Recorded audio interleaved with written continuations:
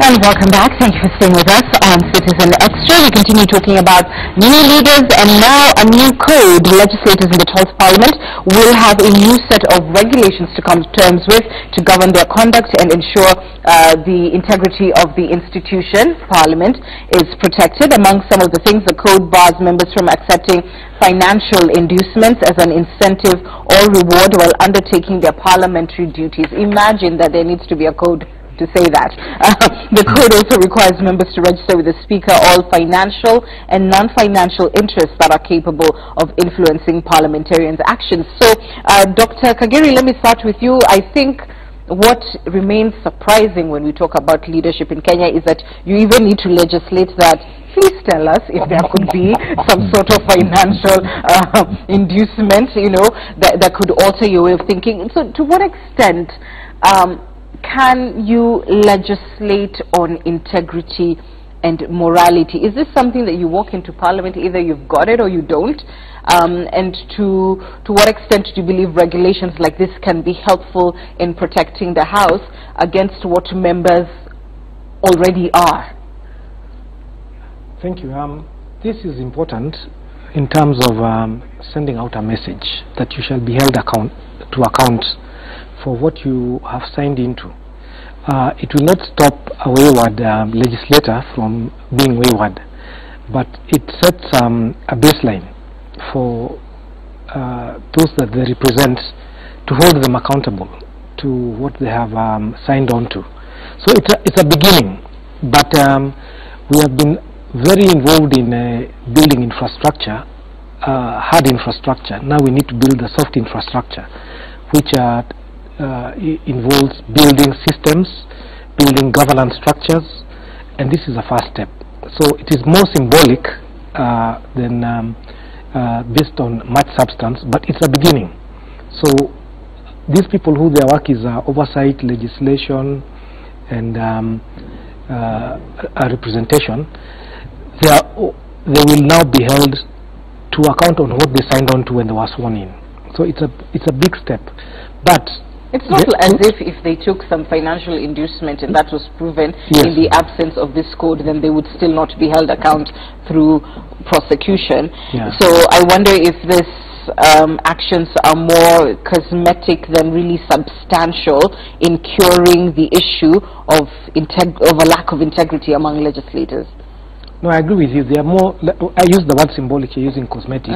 So they are for the public to, because you know the public under devolution, public participation is a major issue under devolution. We want to get the public more involved. So when you make a public pronouncement when you are being sworn in, it's out there for people to see that they can all hold you accountable. But when somebody comes in as a governor, I was involved in the induction of governors the last time. They completely knew nothing about what was ahead of them because there were no structures in place.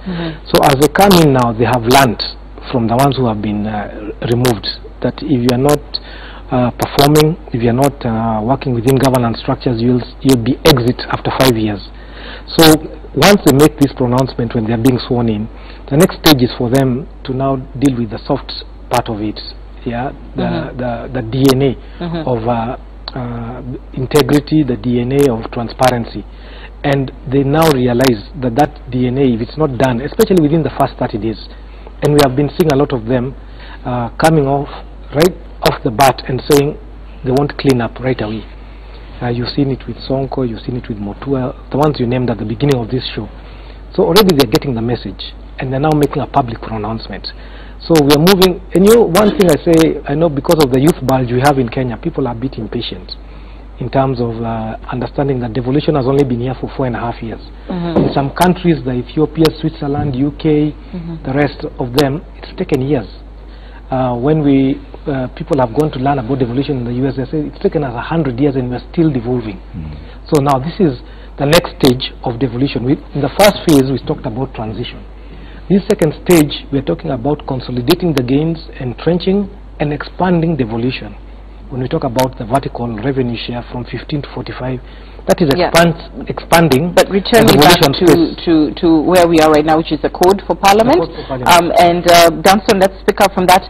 So symbolic, cosmetic, to what extent does this code give an actual basis to demand better of the 12th Parliament? There is an attempt to bring into force what is called a leader's code of conduct within the parliamentarians sector. I term the attempt moral. I term the attempt populist. And I term the attempt not to be based on any known law, both locally and globally. Leadership and Integrity Act? There is the Public Ethics Act that brings into board Chapter 6 of the Constitution that deals with integrity issues. None of those provisions of those two laws, even in the remote sense, imagine over a code of conduct for members of Parliament. Globally, parliaments are not a Kenyan concept. Parliament is an international institution governed by only one document called Parliamentary Standing Orders.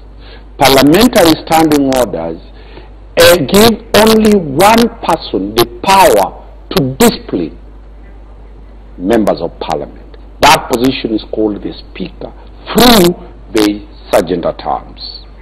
Parliament is no place, even in Parliament, the criminal law does not apply.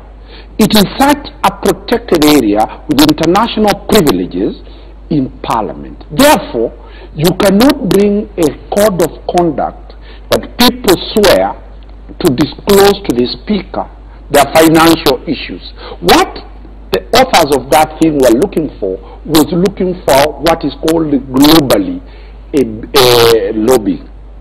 For example, there was a time when we had a serious question about you mean lobby groups? Lobbying in Parliament. Lobbying. For example, okay. the issue about this sports pesa issue. Yeah, betting. Betting. There was a question whether do we really need the betting?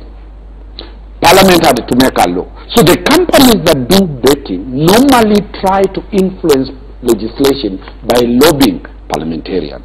When the question about cigarette smoking in public and those marks, the manufacturers of cigarettes or the manufacturers of alcohol will always try to get committees and parliament to lobby that. Globally, there is a law that provides for the manner in which lobbying can be is done. Right. In Kenya here, it is raw bribery. People walk in, by parliamentarians, a law that is supposed to be a very dangerous thing to save lives of Kenya passes. So this is not the cure for lobbying. So that, if they want to get the way to deal with bribery in Parliament, they'll have to make a law. So in my own view, that is a waste of time, because you cannot tell people, one, they declare their wealth. Remember, Parliament only We don't talk about declaring wealth per se. It talks about disclosing the financial or non-financial interests that may affect the way in which a legislator legislates. Legislators in Parliament are not per se legislators. They are lawyers, they are media guys, they are businessmen, they are people of different shades. The only role that they have in Parliament is to legislate and oversight. So when you are talking of disclosure of what can impede your decision, that is already unconstitutional. It is not based on anywhere. Your role, and this is the problem I'm saying, on 8th, we voted people who presented their CVs to us. And we voted the worst. Now we are already complaining that we need legislation. The legislators are normally done an interview after every 5 years. If your member of Parliament, for God's case, gave you 50 shillings and you voted that person, you cannot contain that corrupt person that you voted in Parliament. For the first time, and I'll tell you, Jubilee members of Parliament, NASA members of Parliament, independents will be united in unison to throw that thing out. But there's also something else, Danson, you've talked about in terms of punishing errant legislators, and that is a preserve of the Speaker. But this code equally does not suggest that it is the means of punishing them. It is simply calling them to uphold a certain standard in the dispensation of their duties. That isn't one and the same as talking about punishing. But having said that, Gabriel, your thoughts on this new code, particularly for Parliament, is it helpful in any way? And number one, if it's going to be better than the last Parliament that we saw, where you remember all manner of things were, water bottles were flying, women, I don't know, what to call it, but you saw people were talking about it, throwing their undergarments. Yes, thank you. If it's going to be any different from that Parliament, and I think here what Dunstan probably trying to run away from is the moral turpitude, and I think this is what the Kenyan person who is represented by Parliament will want to know. The bills that come to the floor, are they legislated properly? Are they effective? Do they form the basis of where this country is headed? And I think that is what me and probably and the XYZ taxpayer want to know. The issue of members of Parliament having what you'd call a standard rules or whatever you call it, standing orders, and how they operate. I think it needs to be quite severe to an element that we have sobriety in the House, and Dunstan, you'll agree with me. It's like in a court of law. There are laws that you follow. Probably doesn't matter much what Dunstan does there. But if somebody was to take a charge of a criminal nature and go and tell a magistrate, Dunstan, albeit the fact that he's a lawyer, there is 1, 2, 3, 4 things that he has done which contravene the same moral aspect that he became a lawyer through. I trust, I have seen lawyers being barred from court. Yes. All right, based on things that they do. And probably from what Anne is saying is, do we follow this to where they are legislating on our behalf? And I think it's justified. Because of this thing, and I'm saying, we must know if this legislator is bringing a motion because it has a monetary connotation behind it. And that's what I want to know as a taxpayer. Why are you bringing that? Like what you've said about betting, all right? Why are you sending up a lobby group? Is it in my interest, or is it because there has been a monetary push to bring this legislation into Parliament? So I think that law may come to play, and if it's used properly, I think it may be used to hold people into account. Again, the moral turpitude that I'm telling you, in many other democracies, they need to know, even your account, what is coming in, how you make it. It's part and parcel of what you'd call the general integrity test. And I think, at this point and where this country is headed, we need people of integrity and accountability. And yet I hear you, Dunstan, to the extent that I think we all agree that it isn't the law that's going to per se stop you from doing it. It may make it that much more difficult or punitive, but if it's in you to do it, you're going to kind of end up doing it anyway. Exactly. Yeah, and that the problem may be the sort of leaders we've elected. But be that as it may, because you've talked about the inducements that legislators are often captive of, especially when it comes to big business in the country. How do you cure that? Yet at the same time, such a law needs to be passed by the same Parliament, some of whom, and not to people who haven't been sworn in yet, are literally there waiting for big business to come for that purpose. So, I mean, are we caught between a rock and a hard place? Is this something that is just not going to change? And I'll tell you for free, you've got it very right. Yeah. The question is not about the parliamentarians.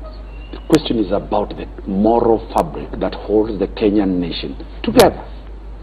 We cannot expect angels in parliament or angels in government when society itself rationalizes and has accepted that that is a mode of life. And that's why I've said, when you see people electing the likes of Babu Wino, Oh my. Now don't get us sued. No. Pick your next I'm views on this program. So in my own view, what I'm saying, the society has decided to put a threshold and a markup on who qualifies to be in leadership. I'll tell you for free, I'm an advocate in that High Court. The number of people in Parliament, almost half or not 3/4 have appeared or taken a plea before the Anti-Corruption Court. But those are the people who have been elected. And the law is very clear that it is the people's choice. It is the people's wish. If that is the wish that people have, you cannot legislate it in Parliament. That's what I'm saying. And once those people make laws, the laws that affect them, for God's case, the law about reduction of salaries. I saw Sarah Serem trying to reduce the salaries. She will know who those guys are when they meet and after they are sworn. The law that deals with that disclosure of any interest that can impair their judgment or their voting pattern in Parliament. The law that deals with the gender issues. You've seen how the male members of Parliament unite and completely tell the ladies, this can't pass. It is a Parliament for self-preservation. And it is a Parliament that morally has no standing. But the only question I've always asked, why do we continue returning the same people? In 2013, we chased almost 80% of the members of Parliament. The same faces that we chased have now changed and won a different suit or in a different party. They are back in Parliament. In 2022, over another 80% of the people who have been elected will be swept out. Those ones who were swept out this time will again be. It is a recycling type of nature. We need a national discussion. We have the leaders we deserve. We'll get what we deserve because that is what Kenyans want. Let nobody complain. Oh my goodness. That is it is us. The media will set a standard. The media does not vote. It's the media standard. But what you're dealing here is a media standard. The voter in my village, that voter in my village decided who will be her leader. Right. What happens within 2 days, you hear them complaining for 5 years. Dr. Kagiri, because I mean your work is Africa-wide in terms of policy. Do we have best practice scenarios? How have other countries on the continent dealt with the question of inducements? Have they? Well, inducements is... Should we be looking to the rest of the world? Inducements sort of went blank on me for a second. No, I think inducements is a global problem, and this wholesale condemnation of an incoming legislative body, I don't subscribe to it. There's been the feeling in the past that the legislators are in there just for their own good, and this is pervasive. But we have to give them a benefit of doubt. They are now incoming. They have seen the attrition rates caused by their failures in Parliament, and I do believe we need to give them a chance because they are a reflection of our community. I'll give an example. There's been a lot of discussion about people who have been brought up under ethics and anti-corruption, like the Anwai gurus. But the community itself, the community itself came together and said, we're going to circle the wagons around her, because if it's a matter of condemnation, we'll condemn our own. You're not going to be the convictors and carry out the trial and jail her without judge and jury. Judge and jury. So what I'm just trying to say is that these people do not live in isolation. They're a reflection of what we are. And number two, they must be given a chance. Thank you. To a certain extent, but what I'm talking about is the wholesale condemnation. I do not subscribe to that, because a lot of good work has been done in terms of bills passed, etc. What we have seen is that there's always a few outliers, and these outliers have become a critical block that needs to be dealt with. But there are some serious legislators out there who are out to make a name for themselves as having delivered. And I'm expecting we'll see a lot of that this time around. And so to return you to my question, let me return you to my question, which was, do we have best case examples to borrow from the continent or the world in terms of how to deal with inducements? Though it may be a pervasive problem everywhere, are there some jurisdictions that are making progress in terms of protecting the integrity of Parliament and the sort of bills that come out of it? Well, worldwide we have seen legislators step down when the integrity issues brought about. So it's the best practices that we can, we've always seen our legislators go out for benchmarking trips abroad, and it is not that they do not know what needs to be done. It is how they internalize what needs to be done and how they effect it in Parliament. So the culture where we say that there are only common interests when it comes to financial inducements in Parliament, that culture is what needs to be changed. And I believe if the Speaker takes the front row in this fight and sets, within the first few days after swearing in, sets a new paradigm in the way the legislators operate going forward, and make them understand that there are repercussions if they do not live up to the standards, then we shall see this 12th Parliament turn out to be one that actually works for the people. Gabriel, are there best case scenarios on how to deal with big business and its influence on legislation, and do you agree with Daktari that it rests on the Speaker setting a certain tone for how business will be conducted in the House? There are democracies that I think have gotten it right. I mean, you remember when was it TICAD, when Obama was here and was given a gift, you remember? And he could not take that gift because it has passed the threshold of what, in dollar value, what a president can accept. So it was said it has to be kept until such a time when he's no longer the president and he can accept the gift.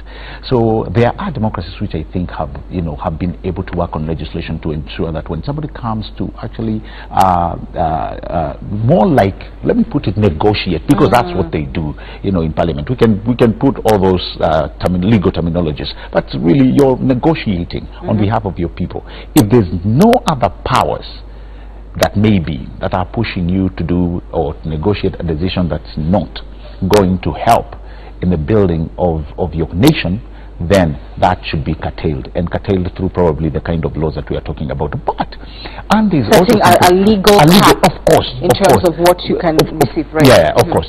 But and there's something else that I'll agree with Dunstan to an extent. We also need to look inward at this point to the people we elect. Are we the problem or they are?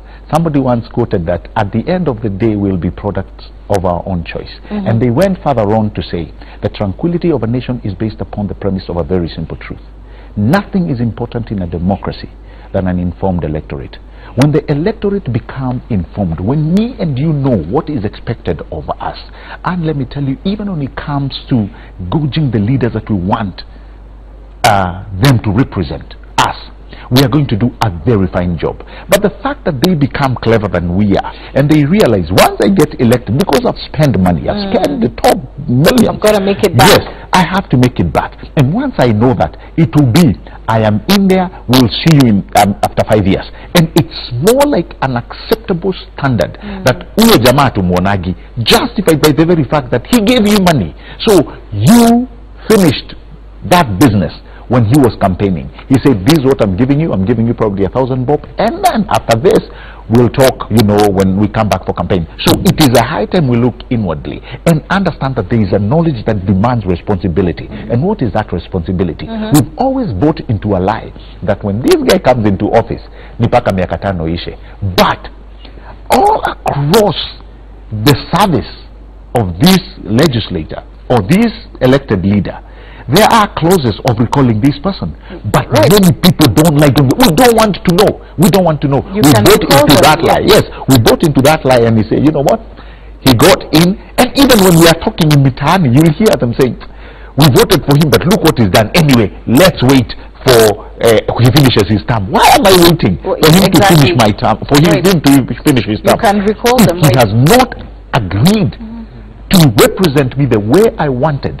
Then we need to recall it. And I think it's important to talk about that recalling. Let's not skim over it. That's when, as we wind this up, let's talk about the law and recalling members of parliament, if they do not live up to this code, whether it has to be signed or not, if they do not do common sense legislation, how does one recall their member of parliament? Two laws. One, let me tell you, the law, you talked of Obama refusing a gift because it passed the threshold. Under the Public Officers Ethics Act, any public servant is only allowed to take a gift to the maximum of 100 shillings. Above 100 shillings, it's criminal. It is supposed to be surrendered to the government. What is there? 100 shillings. That is the law. It has never changed. That is the law. And doesn't buy So let nobody think that the law does not exist. The question is enforcement of the law. And the question of enforcement of the law, and I want now not to be a lawyer, but I'll come back as a lawyer, is a question of the socialization of our children. From day one, when your child goes to school, 44 million Kenyans watching Citizen Extra, you tell your child, if you become number one, I buy you a bicycle. You put performance with a feedback. You are in one way or another corrupting the mind of this child, that for you to do this incentivizing thing, it is not an incentive, because it is his duty to go to school and to perform. But now you are saying it is no longer your duty. If you do well, I will give you an incentive. That is corruption. In this country, every civil servant earns a salary. But we are expecting, on top of what they are entitled to, as thank you. So you are saying Moi corrupted us because of milk. Just to go to school because of milk. Just a minute. So that is the question that we as a nation need to discuss. That when do we pay people salary and expect them to work based on that salary? So that when you are a news anchor here, nobody will go there. Let me tell you, for example, I'm a lawyer, I'm paid fee. Why should somebody go praising himself that, I did this thing, give me something small? Number three, you asked whether the law, the law about, just a minute, you asked the last question about global laws or? Yes. Global best practice, but in specific we were talking about the law on recalling your members. The law on recalling has been there. One, for the governors and for the president. The law starts after that person has served for a particular time. That he must have served at least more than a half. Okay. So that there is a benchmarking on why you are recalling this person. Any other law that can recall somebody is a petition. If you are dissatisfied that the election was bad, you go through a petition. After this person has served for more than 1.5 years, you can petition to the county assembly, raise a certain amount of signatures, and the people, once they file and sign that goes to parliament, and once they find that the IBC proves that those are registered voters, then that person will be recalled. It has happened severally in America. But here, people, because of that corruption in our mind, nobody has ever followed that question of recalling. One, the cost implication. Two, people will be bought. Three, in my own perspective, I think that recalling clause should be so used so that we have proper leaders. Number four, we have another law that can deal with the errant people, impeachment for the governors. None of the alleged intended to be impeached governors was thrown out. All of them reached the Senate and they survived. One reached at the president's level, that is the governor for Makueni. The president said the threshold, I think, is not enough. So the laws are there. My last talk, as I said, we do not need more laws. We need to sit and look at Article 10, values and principles of the nation. Let us sit and start teaching our children from nursery school, from your bedroom. Teach your child that ethics is the value to leadership. Once you have somebody who has been socialized and made to believe that that which does not belong to him can be his by virtue of grabbing. How do you change that person? People coming to parliament are 35 years old. People taking governor's position are 50 years old. I'm telling you. Do you really expect them to change because of the laws? In my own view, the nation needs to sit and put, my good friend Daktari Matiang'i needs to put this in the curriculum. All right. And the churches, the churches need now to relook their theology to start teaching the young people that this country is ours. And you remember the question of patriotism? Do we still have anybody who still believes that Kenya is theirs? Everybody wants to grab. If I live here, if you are not watching, I'll disappear with this glass. That's the direction people are Don't do it, Dunstan. I'm watching you. We need to really look at ourselves. We hear you. We're taking a break. We're back with more on Citizen Extra after this.